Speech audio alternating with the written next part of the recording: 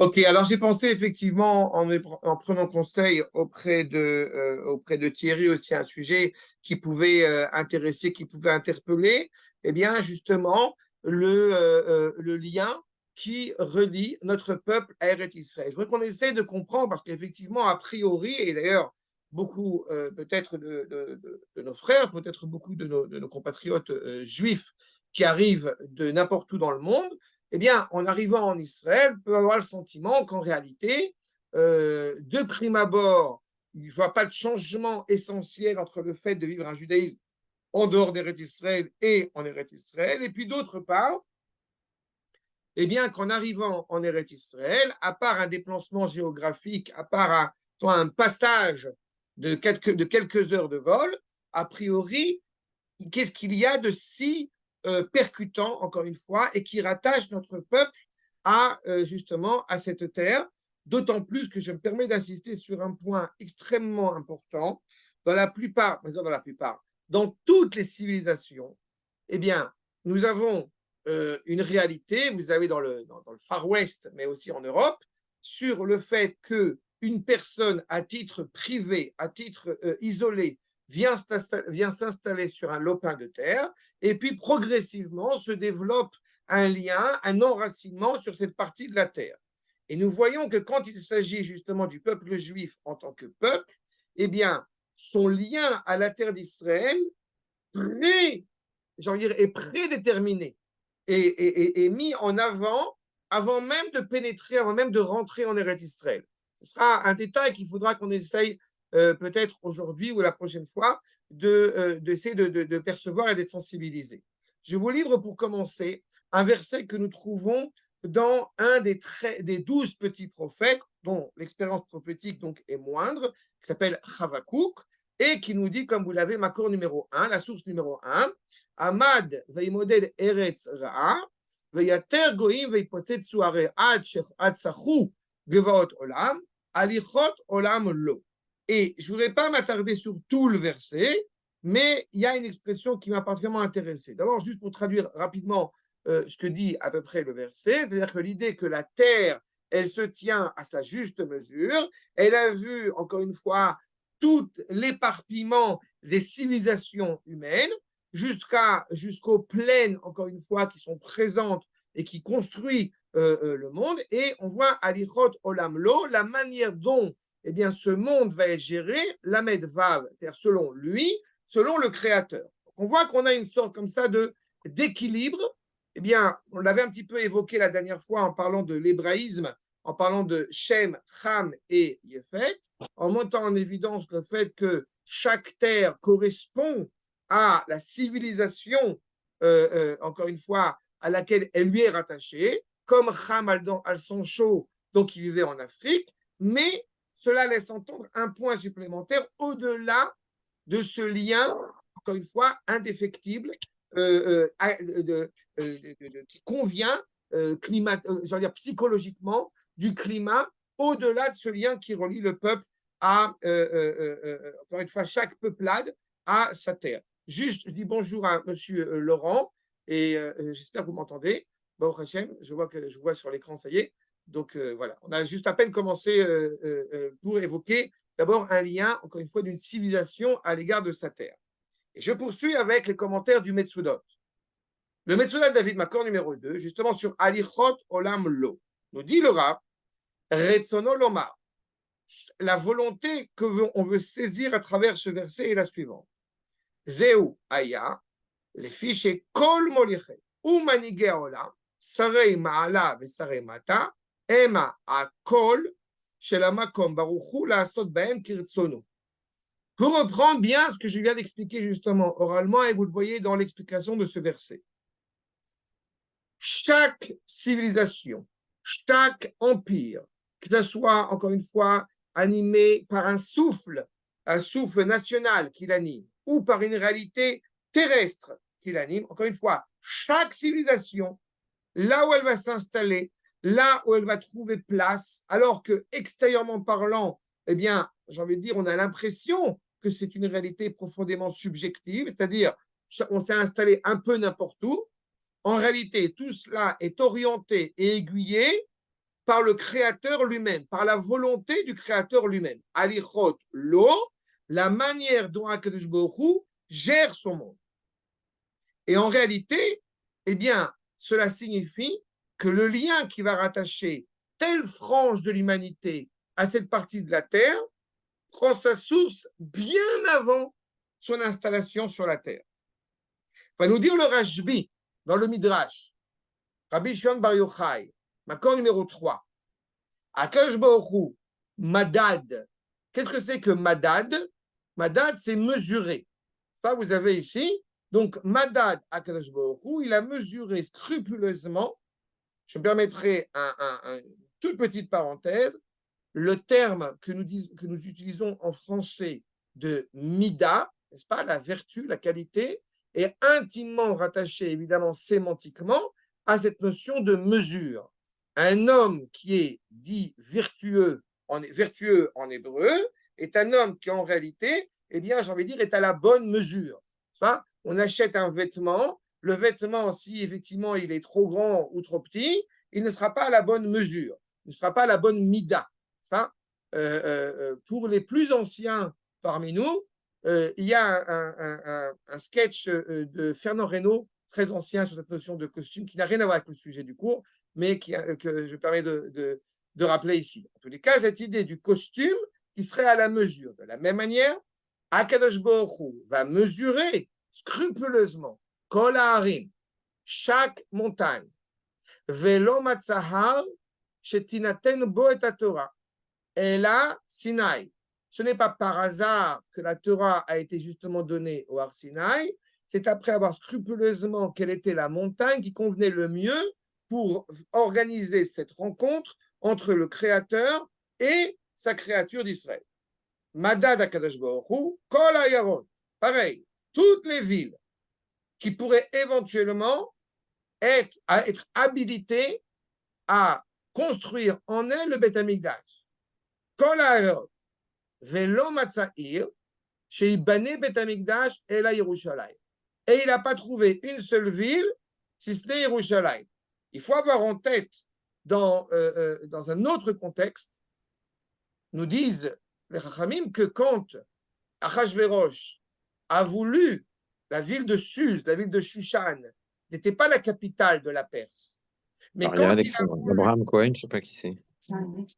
Oui, monsieur Bocara, excusez-moi. Ah, oui. pardon. Non, il n'y a pas de problème. Je pensais avoir le micro coupé, excusez-moi. Je vous en prie, c'est un cours ouvert. Bon, après, c'est pas, Bonsoir, pas... Christophe, merci beaucoup, désolé de Avec vous avoir plaisir. interrompu. Je dis simplement que Achashverosh, quand il veut, eh bien, mettre ce qui va s'appeler le siège, le trône de Shlomo, le trône du roi Salomon, la ville qui, semble-t-il, était la capitale au préalable, ne convenait pas, était trop petite pour accueillir le trône de Shlomo. Donc, il va déplacer à Sud. C'est-à-dire qu'à posteriori, l'endroit ne convenait pas. Mais là, on voit que dès le départ, l'Avdil, quand Akadosh Baruch Hu va essayer de choisir justement quelle était la ville qui serait la plus habilitée pour accueillir le Beth Amikdash, ça ne pouvait pas être une autre ville que Yerushalayim. Concernant la terre, pareil. Madad Akadosh Baruch Hu. Akadosh Baruch Hu a contrôlé, à mesurer, à observer, à scruter tous les endroits, Kol ha'aratzot, Velo matza eret shereouya leinaten leIsraël, ela eret Israël. Aoudirtiv, Amad veimodet eret. On retrouve le verset qu'on vient de voir dans Chavakou. Il a vu toute la terre et il a considéré qu'effectivement le seul endroit qui était le plus approprié pour le peuple juif était la terre d'Israël, qui convenait le mieux selon, encore une fois, tous les paramètres, tous les critères, toutes les qualités qui étaient les plus, encore une fois, les plus envisageables pour que le peuple juif puisse se construire comme il se doit. Cependant, il y a, comment dirais-je, il y a une question qui demeure dans cet enseignement, à savoir que le monde entier a été façonné et puis, a posteriori, Akadosh Baruch Hu aurait choisi cet endroit qui convenait le mieux pour le peuple juif. Sauf que On va voir aussi pourquoi est-ce qu'effectivement, qu'est-ce qu'il y a de particulier. Sauf qu'on a un petit problème, j'ai envie de dire. C'est que traditionnellement, Akadosh Baruch Hu a façonné d'abord et avant tout Yerushalayim, puis Eretz Israël, puis le reste du monde. C'est avec la poussière, nous dit le Midrash, c'est avec la poussière de Yerushalayim qu'il a façonné le reste du monde. Alors je mets en garde évidemment pour ceux qui connaissent, comment dirais-je, qui connaîtraient par erreur d'autres versions du Midrash en prétendant que Akadosh Baruch Hu a façonné d'abord Tlemcen, Constantine, Tunis, Djerba et Meknes. La réponse est non, c'est d'abord Yerushalayim, qu'il n'y ait pas de malentendu. Mais en tous les cas, c'est très compliqué de faire des blagues quand on est sur Zoom, c'est vrai, je me rends compte. En tous les cas, le fait est, c'est que il semble que dès le départ, effectivement, vous voyez, dans le Midrash Rabbah, dans le Sefer Bamidbar, l'accord numéro 4, Amar la Kadosh Baruch Hu le Moshe, En haaretz chaviva alai. La terre qui est préférée, qui est choyée par Akadosh Baruch Hu. Cette terre, Eretz Asher Hashem Elohecha Doresh Ota, Tamid. Quelqu'un m'a demandé tout à l'heure pourquoi est-ce que, eh bien, il semble qu'on soit plus inquiet pour nos frères qui habitaient en dehors d'Eretz Israël que ceux qui habitaient en Eretz Israël. J'ai l'impression que la réponse, elle est dans le verset qui nous est livré ici. Le fait même que ce soit cette terre où Akadosh Baruch Hu, eh bien, soit pleinement présent, Mireshit Hashana ad Acharit Shana, du début de l'année jusqu'à la fin de l'année, Ve'Israël Chavivin alav, et que le peuple juif lui est particulièrement choyé, particulièrement aimé, qui met Avat Hashem Etchem, pas parce que nous l'avons mérité ou non, mais selon ses propos, uniquement parce que Akadosh Baruch Hu se voue d'affection pour nous. On le dit, n'est-ce pas, à plusieurs occasions, notamment dans la liturgie, Bocher Amo Israël Be'ava, juste avant la Hamida, juste avant la lecture du Shema, où on rappelle combien Akadosh Baruch Hu, eh bien, s'exprime avec de l'affection à notre égard. Justement, par cette affection, Ani achnis et Israël, je vais faire rentrer Israël, Shen Chavivim Alai, les Eretz Chaviva Alai. Que cette terre soit de qualité ou non, à la rigueur, ça ne change pas la donne. Il semble que, comme je les aime, donc je les fais rentrer sur la terre que j'aime. Il y a souvent une question qui m'a été posée. Il faut faire mute, pardon, excusez-moi, si vous pouvez faire mute, par contre. Okay. Il y a une question qui m'a souvent été posée, toutes ces démarches d'un point de vue de la halakha, si on a le droit, on n'a pas le droit de sortir d'Eretz Israël. Et une des raisons qui est invoquée concernant cette interdiction, c'est le fait justement de ne pas être confronté à, presque j'ai envie de dire, presque inévitablement, de faire une comparaison entre ces endroits magnifiques que je pourrais visiter en dehors d'Eretz Israël et Eretz Israël. Et à cela, il y a une image bien connue sur le fait que quand un homme aime sa femme, alors il est certain qu'il y ait des femmes qui soient plus belles que sa femme, il est certain qu'il y ait des femmes qui soient moins belles que sa femme, mais s'il s'avisait pendant une seconde de commencer à opérer des comparaisons ou à regarder même d'autres femmes, cela serait très préjudiciable, n'est-ce pas, pour son couple. Eh bien, le rapport qu'a le peuple juif à l'égard d'Eretz Israël est exactement le même. Et dans ce rapport-là, eh bien, il semble que Akadosh Baruch Hu ait justement ce rapport similaire. Ce n'est pas parce que c'est une terre qui a toutes les qualités du monde, elle en a énormément, mais ce n'est pas la raison pour laquelle, effectivement, cela justifierait le lien qui nous rattache à elle. Mais, selon les propos du Midrash, parce que justement, cette terre est choyée, est aimée par Akadosh Baruch Hu. Et justement, elle est tellement aimée par Akadosh Baruch Hu que celui qui est digne d'y résider, c'est celui qui est profondément choyé et aimé par Akadosh Baruch Hu. En cela, Atem Baim El Eretz Kenaan. Et c'est très intéressant, je me permets de rappeler ce verset. Atem Baim El Eretz Kenaan. Il faut toujours se rappeler la différence entre le terme venir et le terme aller. Quand on parle de la lechet, c'est aller. quand on parle de lavo, c'est venir. En disant Atem Baim El Eretz Kenaan, vous, d'une certaine manière, vous rentrez à la maison. Vous venez de là d'où vous venez. N'est-ce pas? Bo El Paro, on se rappelle dans la paracha de Bo, vient chez le pharaon, sous-entendu que Akash Borou, j'ai envie de dire, est coincé dans le palais du pharaon. Si on avait dit va chez le pharaon, eh bien, je viens avec cet éloignement. Mais en disant viens, c'est viens à moi, sous-entendu. Donc, quand le peuple juif, eh bien, revient en Eretz Israël, il y va parce qu'il y est profondément rattaché dans son essence hébraïque. Et encore une fois, cela met en exergue le fait que le lien qui nous rattache à Eretz Israël n'est clairement pas un lien, justement, religieux, un lien national, un lien économique. Non. Il y a une attache inévitable, irréversible entre ce peuple et cette terre. Mais je me permets d'attirer votre attention sur le fait que ça va encore plus loin que ça. Ce n'est pas seulement le peuple qui va pouvoir vivre, qui va pouvoir se développer en étant en Eretz Israël. On a tous en tête, évidemment, les enseignements de Lamartine, de Chateaubriand, de Mark Twain, dans Broad the Innocent, tous ces enseignements qui montrent, encore une fois, comment était la situation de la terre d'Eretz Israël avant l'arrivée du peuple juif de retour sur sa terre. Quand on est bien avant, évidemment, la présence des soi-disant Palestiniens, n'est-ce pas? Bien avant, évidemment, cette absurdité monumentale.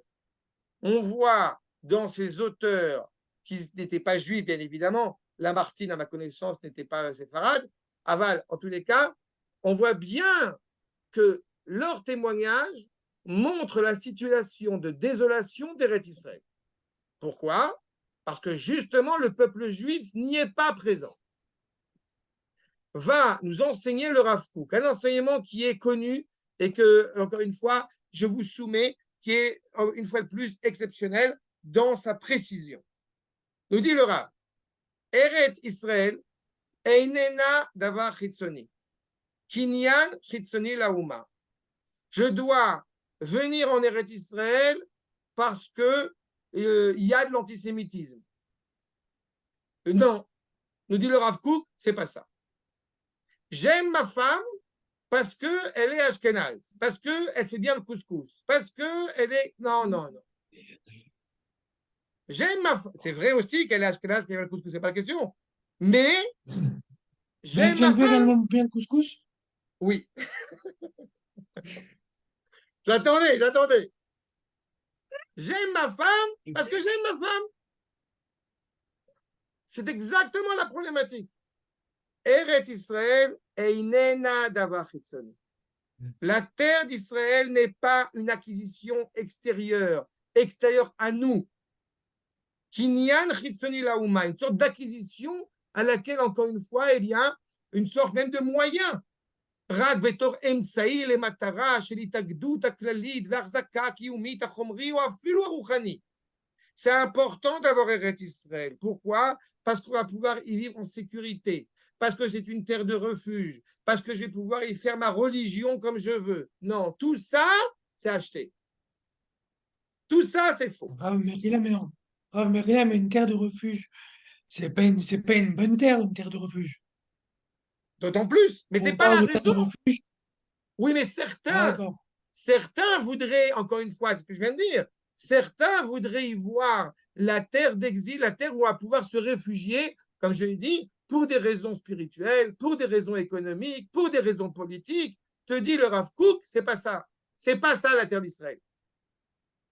C'est pas pour ça qu'on y est. Ce ne sont pas la condition sine qua non qui fait qu'on est rattaché à elle. Mais alors, qu'est-ce qui nous rattache à Eretz Israël? Si ce ne sont pas tout cela, ce qui nous a aiguillé le Midrash, c'est-à-dire qu'à l'origine, de manière métaphysique, avant même que le monde soit façonné, il y avait déjà un lien qui était forgé entre celui qui serait le futur peuple juif et la terre d'Israël. avant même cela. Et c'est pour cela que le Rav Kook poursuit. Eretz Israël, si elle n'est pas tout ça, qu'est-ce qu'elle est? Ichativa atzmutit. C'est une entité à part entière. Kshura bekesher chaim imauma. Elle est rattachée par un lien vital à la nation. Ça veut dire quoi? Concrètement, textuellement, les auteurs que j'ai cités à l'instant, il y a Pierre Loti aussi qu'on peut rajouter dans la liste, tous ces gens qui ont dépeint la terre d'Eretz Israël comme étant une terre fantôme, comme une terre en désolation, provenaient du fait que la terre ne peut pas vivre si son peuple n'y est pas présent. Ceux qui ne le savent pas, c'est l'occasion de le rappeler. Vous savez qu'il y a plus de 17 ans maintenant, quand malheureusement, eh bien, les Juifs, l'éviction des Juifs, n'est-ce pas, du Gush Katif, cette population qui travaillait énormément avec des méthodes novatrices dans l'agriculture, elles ont dû, malgré elles, transmettre ces méthodes aux populations arabes. Les Arabes ont utilisé les mêmes méthodes agricoles, et pourtant, il y a un grand et pourtant, la terre ne donne pas ses fruits. Le peuple juif est présent en Eretz Israël, sa terre donne ses fruits. Le peuple juif n'est pas présent sur sa terre, la terre demeure, semble-t-il, infertile. Eretz, nous rappelle les Chachamim, ça vient de Ratson. La terre, elle a une volonté. Ce n'est pas seulement le peuple qui décide de s'installer sur cette partie de la terre, il y a aussi des conditions intrinsèques qui font que le peuple va être attaché à cette terre parce que la terre est rattachée à ce peuple. Nous dit le Rav, Chavuka bezgulot pnimiot imitsiuta. C'est ce que je viens de dire à l'instant dans mes mots, des conditions intrinsèques. Une réalité, encore une fois, qui va se réaliser dans les faits, mais qui prend sa source bien au-delà. En cela, mitorkach, on ne peut pas saisir la dimension d'Eretz Israël rationnellement. Si on essaye de la saisir, on a déjà perdu quelque chose. Cela va bien au-delà, encore une fois, de cet entendement. On y est rattaché, c'est comme ça. Si j'ai envie de dire dans la même optique que j'évoquais à l'instant le couple, eh bien, dans la même optique, vous demandez à un enfant qu'est-ce qui fait que tu es rattaché à ta mère ou à ton père, en réalité, il va peut-être dire énormément de paramètres, mais le premier paramètre, c'est j'y suis attaché parce que j'y suis attaché. Il y a un attachement, encore une fois, qui est indétectable. Mais il existe, il est là. Et donc, par cet attachement, nous pouvons révéler la nature du peuple juif telle qu'elle est vraiment. Qu'est-ce que ça veut dire telle qu'elle est vraiment? J'aime prendre l'exemple du bonsaï. Un bonsaï, il peut être traité de manière exceptionnelle, mais ça restera un bonsaï. Alors que quand le bonsaï, il va être, j'ai envie de dire, sur la terre qui lui convient le mieux, ça va devenir un cèdre. Ça va devenir un arbre exceptionnel. Eh bien, c'est ce que nous dit, c'est le Rav. Leotzi la foal est omek ribata. Qu'est-ce que nous faisons, entre parenthèses, quand il y a maintenant plus de 30 ans que je suis monté en Israël et je n'avais pas la connaissance, certainement pas des textes du Rav Kook, on m'a demandé pourquoi je suis venu en Israël. Et ma réponse la plus simple, qui encore une fois me paraissait vraiment spontanée, a été « je rentre à la maison ». Je n'avais pas étudié en profondeur la Torah, je n'avais pas l'érudition, peut-être que j'ai un peu plus maintenant, et pourtant, je rentre à la maison. Cette expression-là, elle a une profondeur sans le savoir à l'époque, évidemment, exprime une profondeur que ne dit pas ici le Rav. Je viens révéler ce qui m'anime du plus profond de moi et qui n'est encore une fois pas compréhensible. Béchou mascala rationali. Aucune intelligence intellectuelle rationnelle ne peut saisir cela. Si ce n'est Kiim bedoach Hashem, asher ala umma bechlala. La seule manière de pouvoir saisir pourquoi, eh bien, effectivement, cette terre est rattachée à ce peuple et pourquoi ce peuple est rattaché à cette terre, c'est parce que Akadosh Baruch Hu a insufflé, a inscrit en nous un lien indéfectible à l'égard de cette terre. Je me permettrai d'ajouter que justement, en français, on a coutume de l'appeler la terre sainte, alors qu'en hébreu, je me permets de vous le rappeler, c'est la terre d'expression de sainteté. Elle porte en elle quelque chose d'exceptionnel qu'on n'est pas capable de décrypter, à moins d'essayer de la voir étudiée en profondeur pour essayer de se sensibiliser, de saisir ce lien, encore une fois, qui nous rattache. Est-ce que vous pourriez voir une différence, justement, rationnelle entre une pomme qui grandit en Corrèze et une pomme qui grandit dans le Golan? A priori, on ne voit aucune différence. Je dis a priori. Et pourtant, avant de manger la pomme de la Corrèze, vous allez vous interroger évidemment si l'arbre il a passé les 3 ans ou non, et c'est tout. Maintenant, quand vous allez prendre la pomme du Golan et vous allez la ramener chez vous, waouh, c'est déjà compliqué. En plus des 3 ans, vous avez les troumottes, les masses, vous faites attention, attendez, ça vient de l'année de Shemitah ou pas de l'année de Shemitah, il faut que je fasse attention, parce que si j'enlève la peau, est-ce que je la jette à la poubelle, je ne la jette pas à la poubelle? Vous n'avez pas encore mangé la pomme. Vous vous posez déjà 1000 questions. N'est-ce pas? Cette réalité-là, ce n'est pas seulement parce que la halakha l'a engagé. Oui, pardon. Quelqu'un avait une remarque? Non, on était d'accord avec vous, Rav. Sur la pomme de la Corrèze, Ken. Mais c'est en fait comprendre l'essence même de cette pomme, l'essence même de ce fruit. Ce n'est pas rationnel. Je pense que, je ne sais pas si je suis déjà âgé, trop âgé ou non, mais dans mon enfance, je me rappelle toujours que quand il y avait des fruits, quand on allait au supermarché, quand il y avait des fruits qui venaient d'Eretz Israël, les oranges et compagnie, qu'est-ce qu'on faisait? C'était les fruits qu'on achetait. Dans le supermarché, c'était d'abord ces fruits-là qu'on achetait.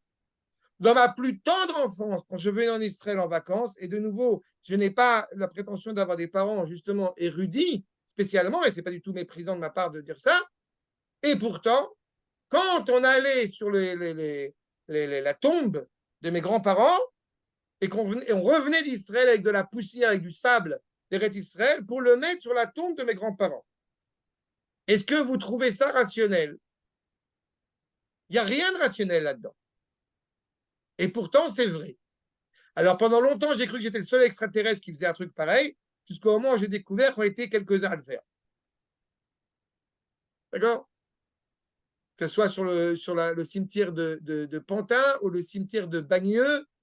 Ça existe encore le cimetière de Bagneux. Il y a un cimetière juif à Bagneux. Ah oui, il existe. Il existe, voilà. Oui. En tous les cas, tout cela, Be'adba'a ativit aruchani, Asher benishmat Israël. Ce sceau, cette signature du lien qui nous rattache, il s'inscrit au plus profond de notre neshama. Et c'est ça, encore une fois, de la même manière qu'on ne peut pas définir la neshama. J'ai coutume, et je m'excuse de la virulence que je vais tenir maintenant, je suis toujours très perplexe quand on essaye d'expliquer ce que c'est que la neshama. N'est-ce pas? En essayant vainement de dire que la neshama, c'est une partie de Dieu. Alors, étant donné que Akadosh Baruch Hu, ce n'est pas juste un bridou, donc ça ne peut pas être une partie de Dieu. N'est-ce pas? Par contre, quand on veut comprendre ce que c'est que Chelek Elohim Me'al, c'est une partie de la volonté d'Akadosh Baruch Hu qui se révèle en moi. C'est ça, la neshama. Ce n'est pas Akadosh Baruch Hu que Dieu préserve. Cette réalité-là, cette volonté-là du Créateur, elle est inscrite profondément en moi. Et elle se révèle, encore une fois, pas seulement en haut, mais dans mon lien qui nous rattache à la terre. Ramerila, il y a Sylvia qui a mis un message dans la discussion. Je regarde tout de suite, pardon.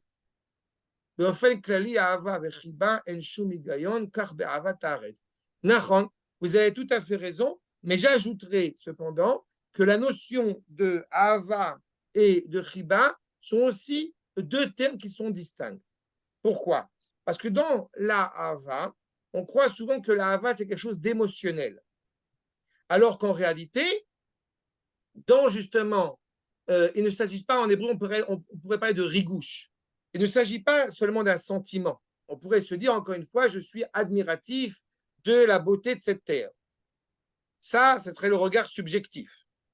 Mais quand on parle de la Hava, comme on l'enseigne, Hava, c'est la gematria de Echad, n'est-ce pas? De 13, n'est-ce pas? L'alphabet, il est composé de 13 plus 13. Vous savez, de Aleph jusqu'à Mem, ça fait 13.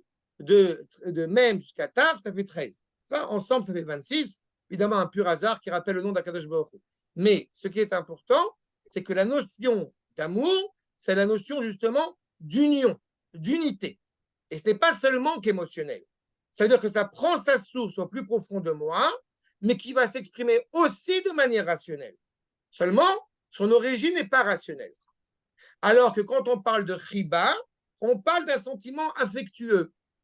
On peut avoir de l'affection pour quelqu'un, on va être sensibilisé par tel ou tel comportement sans réellement avoir de la hava. Mais cet amour, il est tellement unique que, justement, eh bien, il ne peut pas être négocié.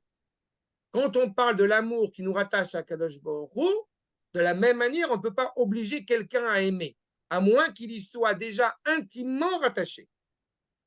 N'est-ce pas? On ne peut pas aimer une réalité qui nous est étrangère. Et c'est pour cela aussi que ces dernières semaines, ça me fait beaucoup rire parce que je reçois, et le cours qu'on a fait ensemble sur le juif et l'hébreu, je me suis reçu, au Hachem, un lot d'insultes exceptionnelles, surtout par des non-juifs d'ailleurs. Mais je suis très content d'être un fasciste nazi, et ce que vous voulez. Le fait est, c'est que mon propos ne s'adresse pas à quelqu'un qui n'appartient pas au peuple juif. Et ce n'est pas du tout méprisant de ma part. Mais je parle à des gens qui font partie, entre guillemets, de la même famille. C'est toujours une grande difficulté à saisir, justement, ce rapport qui n'est pas ni exogamique, ni endogamique. On ne se marie pas avec sa sœur, mais d'un autre côté, on ne se marie pas avec une Congolaise. Pas congolaise, quand je dis congolaise, pas juive, pas ça que vous avez compris. Cette ambivalence-là, elle est très intéressante. On se marie avec quelqu'un qui fait partie de la même famille. Je ne suis pas en train de t'expliquer ce qui te rattache à ta terre, tu le sais. Pourquoi? Parce que c'est inscrit en toi. C'est ce qu'on va faire avec Ken. à chaque fois aussi. Je crois qu'Avram, il envoie Yitzhak chercher une femme de sa propre famille. Yitzhak, il envoie Yaakov dans la paracha qui vient de passer, va chez Lavan, le frère de ta sœur. Donc à chaque fois, il veut que ça reste. Surtout, ne prends pas une fille de Canaan comme ton frère. Oui, Esav. Qui pour le coup, Esav, non seulement il a vu que ça n'a pas plu à ses parents, elle est connue cette phrase, il est connu cet enseignement, parce que vous me suggérez cela. Esav, non seulement il n'a pas viré la fille de Canaan, mais en plus de ça, il a voulu leur plaire en prenant la fille de Ishmaël, Machla, et là-dessus, vu le contexte, c'est bien de l'avoir en tête, on lui dit pourquoi elle s'appelle Machla, parce qu'elle va expier les fautes d'idolâtrie de Esav. Et Timchol est avonotav chez Esav. C'est-à-dire qu'il y a un moment donné, apparemment dans l'histoire, où l'islam va affronter la chrétienté, voire même va essayer de conquérir le monde occidental. Je ne sais pas de quoi évidemment, je ne sais pas de quoi il parle, mais c'est ce que dit le Midrash. Peut-être on est en plein dedans, peut-être. Mais en tous les cas, ce qui est amusant, c'est qu'il a pris une fille que le Midrash va dire, elle s'appelle Yehudit Bosmat. Et pourquoi elle s'appelle Yehudit? Nous dit le Midrash, elle n'est pas juive, mais il l'a déguisée en juive pour plaire à ses parents. Elle n'est pas juive, mais comme il l'a rencontrée en Terre Sainte, Luxering, donc en réalité, peut-être qu'elle est juive. Elle n'est pas juive. C'est aussi pour ça que c'est marié à 40 ans. Il s'est dit, mon père aussi, il s'est marié, il a pris femme à 40 ans. Alors, et ça, c'est toujours le paraître. Donc, moi, si regarde papa, je me marie comme toi. C'est tout le déguisement. C'est tout le déguisement qui est perpétuel chez Esav et tous ses descendants.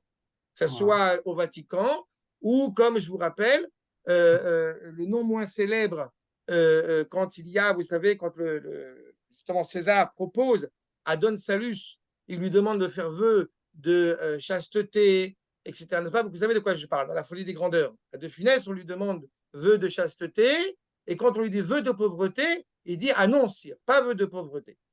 Et de là, on apprend évidemment que le Vatican, eh bien évidemment, réside dans une extrême pauvreté. C'est connu que le Vatican est très pauvre, puisqu'il se soucie peu de la réalité matérielle. Je ferme la parenthèse, mais évidemment, il y a une hypocrisie constante.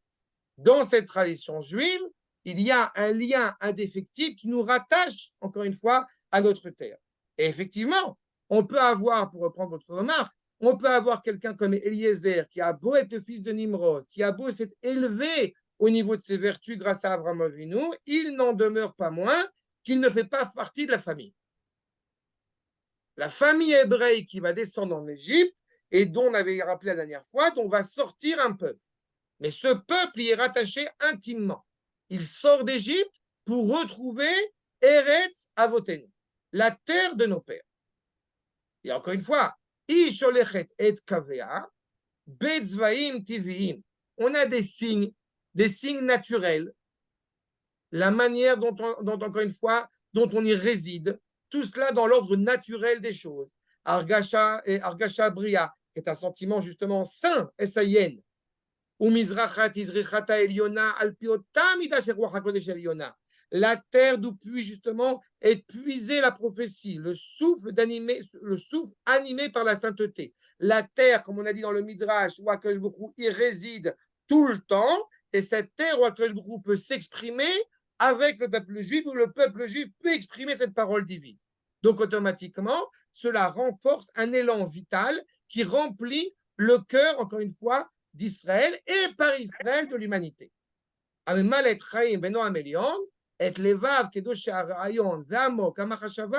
Toute la pensée hébraïque s'enquiert d'être encore plus profonde grâce à cette terre spécifique, Avir d'Israël Markim, grâce à cette terre si spéciale qui, encore une fois, rattache la terre au peuple juif.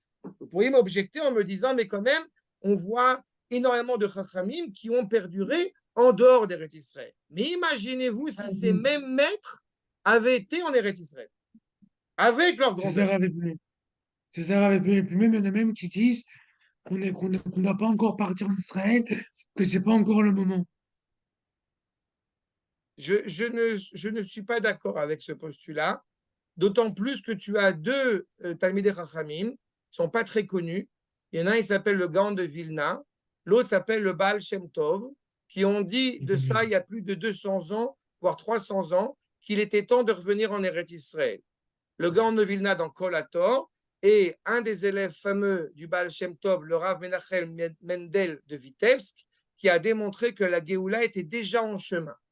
Et on le sait déjà depuis Maran Bet Yosef, avec le Rav Yosef Karo, le Rav Shlomo, le Ramak, le Rav Moshe Cordovero, le Rav Shlomo Alevi Alkabetz, toute cette bande de copains-là qui sont venus en Eretz Israël, de Constantinople, pour essayer de mettre en place, encore une fois, toute cette démarche du peuple juif. Cette idée de ne pas, encore une fois, voir que le moment est venu, je pense qu'on passe à côté du propos.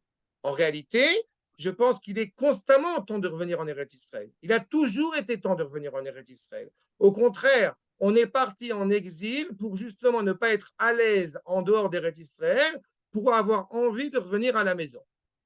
Malheureusement, on va y revenir dans quelques minutes avec le Kuzari dans le Mahamar Bet, et tu vas voir ce que dit le Kuzari. Et encore une fois, vous pourriez m'objecter en me disant, le Rav Kook, on est au XXe siècle, les Minyanam, donc cette pensée aussi profonde soit-elle, eh bien, s'inscrit dans la pensée contemporaine. Mais quand on va ramener le Kuzari, Rabbi Yehuda Halevi du XIe siècle, ça va remettre les choses en place un petit peu à ce niveau-là aussi. Mais on va y revenir. En tous les cas, nous dit le Rav, Amarshava al Davar Eretz Israël, avec le fait de penser à Eretz Israël,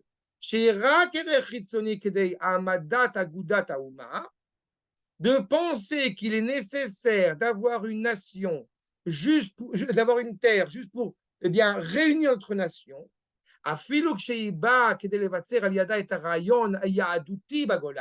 même pour donner une place, encore une fois, pour qu'on puisse bien manger cachère, pour qu'on puisse bien mettre les tefilines, et de l'ishmor et tziviono, garder notre manière d'être juif. juif polonais, juif algérien, jusque vous voulez. Le'ametz ta'emuna ve'aira ve'achizuk shel hamitzvot ha'ma'asiyot betzura aguna, pour mieux faire les mitzvot, en la pri haraou lekiyum. Ça n'a pas de sens de penser comme ça, de parler comme ça. Qui isodazé ou rewa, c'est tremblant, c'est superficiel. Ça cache la valeur exceptionnelle de Eretz Israël. Be'erech ha'itan ha'kodesh shel Eretz Israël. La valeur exceptionnelle de la terre d'Eretz Israël. Je me permets encore une fois d'attirer votre attention. Vous avez des termes en français qui sont très précis. La terre d'Israël n'est pas une terre sacrée. La notion de sacré est subjective. Je lui donne sens. Non. La terre d'Eretz Israël, objectivement, est rattachée à Akadosh Baruch Hu par essence. Comment je le sais? Parce qu'on a vu les quelques midrashim, et encore, il y aurait beaucoup à citer encore, les quelques midrashim qui démontrent que cette terre est choisie par Akadosh Baruch Hu lui-même. La vraie approche, justement, de ce qui nous rattache à Eretz Israël dépasse ce cadre, justement, du cadre séculier juif. Haïmoutz, Amiti, chez la Rayon Ayadut Bagola, Bo Yavorak Mitzad Emek Shekwo Peret Israël, cette idée, encore une fois, où, eh bien, c'est le seul endroit où je peux pratiquer tranquillement mon judaïsme, où Mitikva Teret Israël Ikabel Tamid El Kol Trulotav Atzmiot. Justement, ce n'est pas que je vais pratiquer mieux mon judaïsme, non, j'ai envie de dire, je vais le pratiquer authentiquement, je vais respirer mieux, j'ai plus d'oxygène dans un endroit qui me convient le mieux. À tel point que ce qui va nous attirer, ce qui va nous attacher, ce qui va nous élever pendant 2000 ans, c'est cette attente de pouvoir revenir.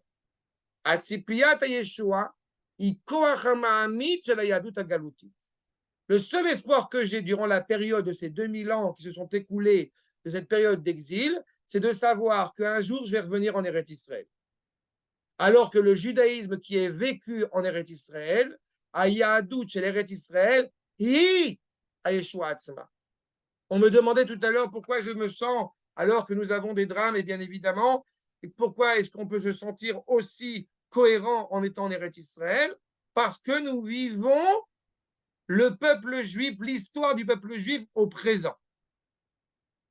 Donc, on voit à quel point la valeur d'Eretz Israël, encore une fois, dans les propos du Rav Kook, je me permets juste de dire pour ceux qui sont plus hébraïsants ou moins hébraïsants, que la langue du Rav Kook est très difficile à traduire, parce qu'elle allie à la fois un lyrisme et à la fois la philosophie. Mais il y a quelque temps de cela, j'ai vu, si cela vous intéresse ces propos, d'étudier un peu la pensée du Rav Kook, j'ai vu que le Rav Aviner, ils ont sorti le premier chapitre de Oroth, d'où est tiré cet extrait, en français, avec commenté par le Rav Shlomo Aviner. Ça vaut le coup de Baruch Hashem, évidemment, avec toute l'admiration et le respect que j'ai pour le Rav Shlomo Aviner, donc d'y jeter un œil. En tout cas, ce qui est important, c'est qu'on voit à quel point, eh bien, non seulement le peuple est rattaché à la terre, et la terre est rattachée au peuple. Ajoutons un paramètre supplémentaire que j'ai vaguement évoqué, dont j'ai vaguement fait allusion, concernant justement l'expression de la parole prophétique. Vous avez un ouvrage qui s'appelle le Sefer HaKuzari, le livre des Khazars. Le livre des Khazars est écrit par Rabbi Yehuda Halevi. Rabbi Yehuda Halevi, on le connaît, c'est un grand poète, un docteur, un philosophe et du XIe siècle. Et il se trouve qu'il y a un épisode historique, je me permets de le rappeler, il y a un épisode historique qui, le roi des Khazars, qui est au sud de la Russie, eh bien, a eu un rêve. C'est un épisode réel, historique qui a existé, a eu un rêve, n'est-ce pas, sur le fait que, eh bien, ta pensée est sincère, ta pensée est juste, mais tes actes ne le sont pas. En réaction à cela, 400 ans avant Rabbi Yehuda Halevi, il est allé s'intéresser à toutes les cultures, à toutes les civilisations proches qui étaient la chrétienté, l'islam, la philosophie et aussi le judaïsme, pour essayer de sonder, pour essayer d'être plus cohérent, j'ai envie de dire, entre sa pensée et ses actes.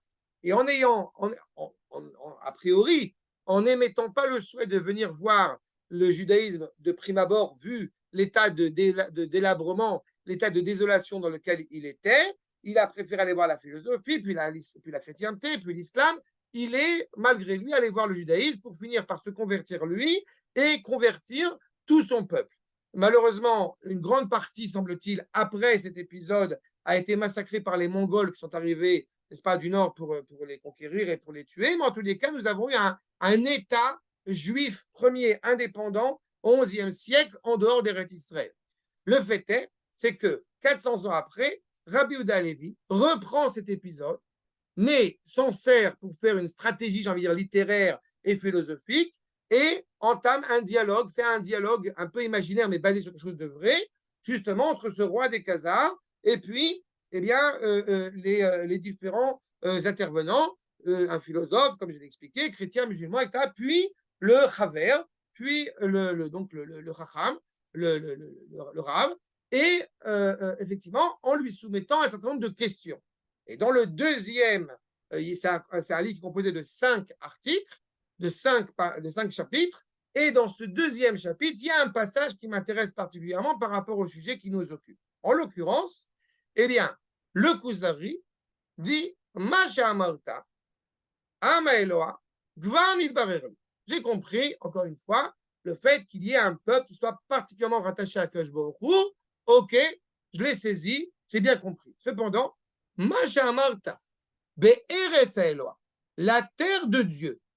J'ai du mal à comprendre pourquoi est-ce qu'il y aurait une terre, comment est-ce qu'il est possible une terre, donc une réalité matérielle, qui accueille la résidence du projet divin, qui accueille pleinement la résidence d'Akadosh Baruch Hu.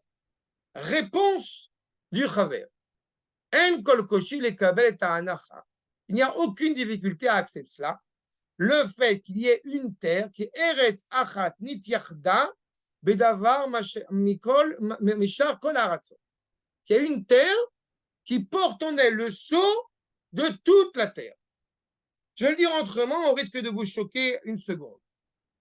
Quand on utilise cette expression de dire Dieu est partout, eh bien, vous ne vous rendez pas compte qu'en réalité, vous avez réduit la présence d'Akadosh Baruch Hu.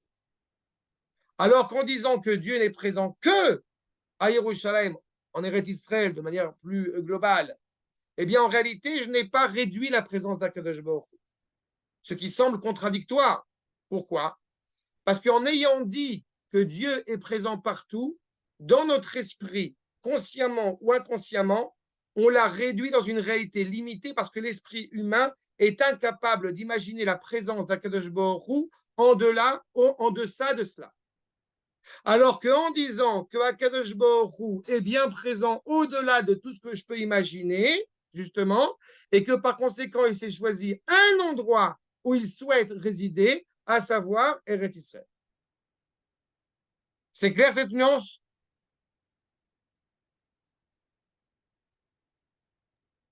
Ouais, quelle nuance sera. D'accord? C'est fondamental. Et c'est ce que nous dit le Chaver ici. Il y a une terre qui est la terre de l'unité, qui est Goy Echad Be'eretz Achad. La terre, encore une fois, où Akadosh Baruch Hu va résider. Alors, Be'enecha tiré, tu vois bien de tes propres yeux, qui m'a comme Echad Tov, Mishar Kol HaMekomot, le Tzemach Miyuchad. On voit bien, encore une fois, que dans telle région de la terre, eh bien, cette fleur va pousser, ce fruit, cette fleur, cette plante, va pousser dans les meilleures conditions que dans un autre endroit de la terre. Pareil, un animal, il va grandir, il va se développer de la meilleure manière dans telle région plutôt qu'une autre. C'est pas? À part chez Walt Disney, mais à Prairie le lion, il mange des animaux. Il ne mange pas des insectes. À part Simba, évidemment. V. Toshava. C'est Simba dans le Roi Lion. C'est pour voir si vous suivez, vous êtes endormi déjà. V. Toshvav. Meirchadim betsuratam ou bemidotam ishar kol anashim. Pareil pour les gens. Vous avez des gens qui habitent, encore une fois, dans des régions plutôt désertiques, ou plutôt froides, ou plutôt chaudes. Encore une fois, ils se développent de manière très différente en fonction de l'endroit où ils résident. Et ils sont équilibrés, tempérés en fonction de cet endroit-là. Et kolze, באמצעות מזג הלחיות, אשר בגוף כי מזג הזה תלויים גם shlemut hanefesh vechisrona. Ce qu'on voit à l'échelle biologique, à l'échelle physique, eh bien, a aussi une dimension à l'échelle spirituelle. Si vous grandissez dans une région, encore une fois, qui est contraire à votre équilibre, à cet équilibre du corps et de la neshama, cela crée justement un déséquilibre. La terre d'Eretz Israël, Adama, comme Adam, qui est composée donc d'une neshama et d'un corps, cette terre d'Eretz Israël, elle aussi, il n'y a aucune raison, vu l'exemple que je disais tout à l'heure, il n'y a aucune raison qu'en utilisant les mêmes méthodes agricoles que ces populations autochtones, ces populations ishmaéliennes, eh bien, ne puissent pas elles aussi faire abonder la terre, et pourtant, c'est ce qui se passe sur le terrain. Pourquoi? Parce que la terre elle-même, elle n'est pas seulement constituée d'une dimension physique, mais aussi, comme nous avons coutume de le dire, dans la langue en français, disons de manière spirituelle. Nous dit le Kuzari, Ulam anilo shamati ki yesh la'anshe Eretz Israël itaron al shar bnei Adam. Qu'est-ce qu'il y aurait de si spécial chez les gens qui habitent en Israël par rapport aux autres membres du genre humain? Répond le Chaver, Gam kar gam aracham ze she'atam omrim ki hakerem matzliach bo. Vous prenez des vignes. En l'occurrence, vous prenez des vignes qui sont venues de France, de Bordeaux par les Rothschild et qui sont venues en Eretz Israël. Et pourtant, la vigne qui va pousser sur ce coteau en Eretz Israël n'aura pas le même goût, n'aura pas la même densité qu'un vin de Bordeaux qui va grandir sur les coteaux bordelais. Donc, c'est-à-dire qu'en réalité, là encore, il y a quelque chose de particulier là où tu vas germer, là où tu vas grandir. On va faire le même travail, la même activité viticole. Et pourtant, eh bien, ça n'aura pas la même réalité, la même production, le même raisin, le même sucre qui va alimenter ce raisin. Ine, amala miyuchedet, ba rishona, la am asher wasgula vagri. Puisque le peuple juif a été pensé bien avant la création du monde, le grain lui-même va être différent. Il y a quelque chose qui n'est pas visible automatiquement de l'extérieur et que pourtant le peuple juif porte en son sein comme la terre porte en son sein. Ceux qui ne savent pas encore où je vais arriver, je vous le dis à l'oral et on va voir ce que nous dit le Kuzari. En réalité, Niv Sfataim, le terme en français de prophète, a quelque chose de très, là une fois de plus, très réducteur et très incorrect par rapport au sens de la névoie en hébreu. La névoie en hébreu, c'est être doué de parole, être doué de rapporter la parole, le dialogue qui est entretenu avec Akadosh Baruch Hu. La prophétie voudrait indiquer par ce pro qu'on vient annoncer quelque chose qui va se passer dans le futur. Ce n'est pas le sens de la prophétie hébraïque. Et la terre de la prophétie, la terre de la parole, c'est Eretz Israël. On voit que, justement, aucun prophète n'a pu prophétiser en dehors d'Eretz Israël. Alors, je sais, vous allez me contredire en me disant, oui, mais Daniel, oui, mais Yecheskel, d'accord, je sais, vous allez me le dire, il a fait. Oui, et Moshe Rabbeinu qui va en Égypte, il a fait. Le Kuzari va répondre à cela. Non seulement, j'ai pas entendu. Ah, je vais une remarque. Non seulement on ne peut pas prophétiser en dehors d'Eretz Israël, mais en réalité, la seule possibilité de la prophétie, justement, la seule possibilité de la prophétie, c'est vis-à-vis d'Eretz Israël. Ce noyau que le Rav ici met en évidence, regardez ce qu'il nous dit. Pas seulement le peuple est indiqué à les conditions, j'ai envie de dire à les gènes ou les métagènes pour produire, pour énoncer cette parole, mais il lui faut un terroir comme le vin qui va pousser, comme la vigne qui va pousser sur ce coteau pour rendre ce vin encore meilleur, pour rendre ce vin à la hauteur de la médaille qu'il va recevoir. De la même manière pour les mitzvot qui sont dépendantes de la terre. Dira le Rav Kook dans son introduction à Shabbat Haaretz concernant la Shemitah, de la même manière que l'homme doit faire Shabbat, la terre d'Israël doit faire son Shabbat. Et si le peuple juif n'est pas sur sa terre, alors la terre ne peut pas pratiquer son Shabbat. Ce sont des mitzvot qui dépendent de la terre. Comprenez par cela que si le peuple juif n'est pas sur la terre d'Israël ne peut pas accomplir les mitzvot qui lui incombent. C'est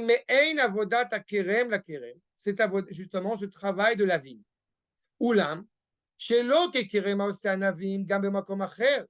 mais pas comme justement la possibilité simplement de reproduire cette vigne dans un autre endroit.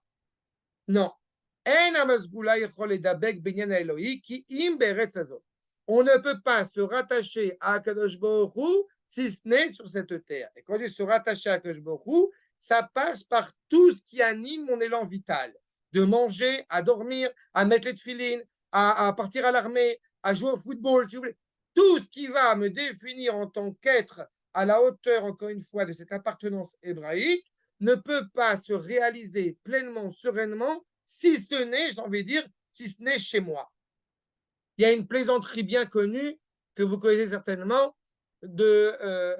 quand Bibi arrive chez Biden et il voit qu'il y a plein de téléphones sur la table. Vous pouvez les déléguer évidemment à tous les présidents américains que vous voulez, on s'en fout. Mais il voit plein de téléphones sur la table et il demande, ça c'est pour appeler quoi? Qu'est-ce que c'est que ces téléphones? Il explique. Celui-ci c'est pour appeler la Russie, celui-ci c'est pour appeler la France, celui-ci c'est pour appeler Dieu. Quoi, tu peux parler avec Dieu directement? Oui, je prends le téléphone, je peux appeler, je t'en prie. Et Bibi parle 1 heure avec Dieu directement de Washington. Combien je te dois pour la communication? $1 million. Donc, Biden vient voir Bibi quelques mois après.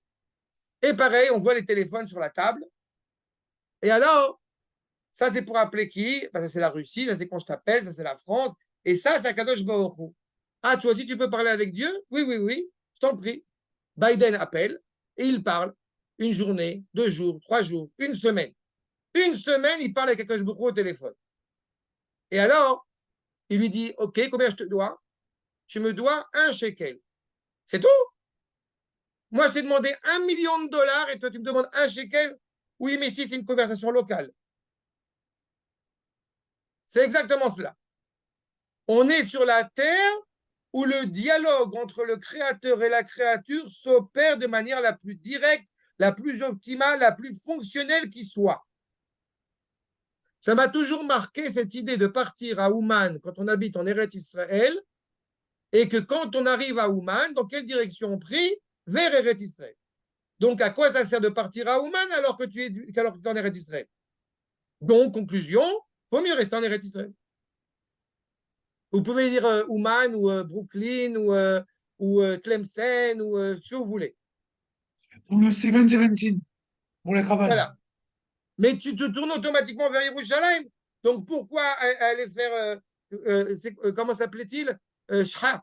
Il y a Joha, il y a Shra et il y a Chelem chez nos frères Ashkenaz. Pourquoi aller au bout du monde pour te tourner, pour prier vers Yerushalayim? Bah, reste à Yerushalayim. Tu fais Shra. C'est ce que je dis à ma belle-mère. Elle a un beau cadre du Beth Amikdash à Paris au-dessus du canapé. Tu fais votre radia et vous mettez une belle tour Eiffel au-dessus du canapé. C'est ça. Vous connaissez la plaisanterie sur le juif qui n'a pas de théodat de cacheroute dans son restaurant? Et il y a plein de photos de Rabbanim sur son mur. Alors, une fois, quelqu'un lui a dit, si jamais Baba Saleh il me servait et toi et ta photo elle était sur le mur, je mangerais sans problème. C'est ça. En tous les cas, le Kuzari nous dit, Omnam, allons Adam Arishon va Moshe, ou mi Moshe va Tsof Kol HaNevoah, justement, depuis Adam jusqu'à Moshe Rabbeinu, de Moshe Rabbeinu jusqu'à la fin de la prophétie, jusqu'au Beit Sheni, jusqu'au deuxième Beit Hamikdash. Nivu Rabim Bemekomot Achrim. Beaucoup ont prophétisé ailleurs. Avraham Be'Urkazdim, וגם יחזקאל ודניאל בבבל ונבאו, וירמיהו allons niveau במצרים. הנה, on voit la possibilité de parler et d'entendre la parole d'Akadosh Baruch Hu en dehors d'Eretz Israël. Mais que fait Jonas quand il a décidé justement de vouloir s'écarter de la parole d'Akadosh Baruch Hu? il va en dehors d'Eretz Israël.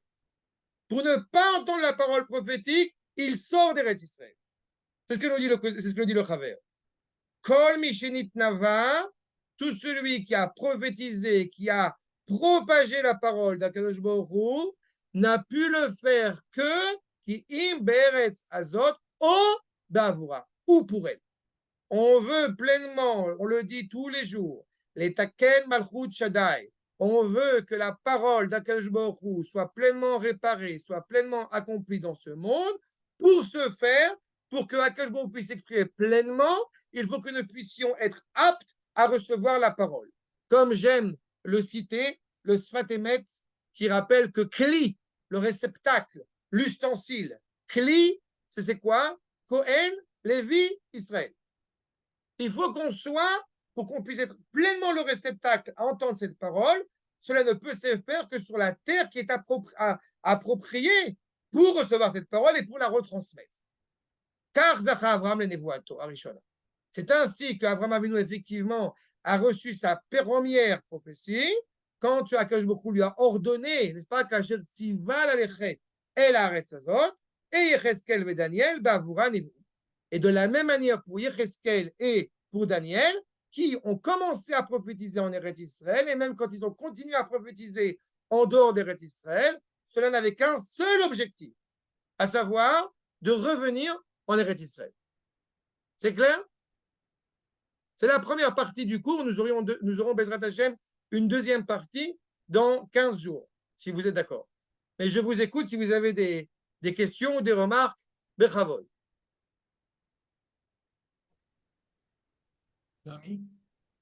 Non, pas de questions. Pas de questions.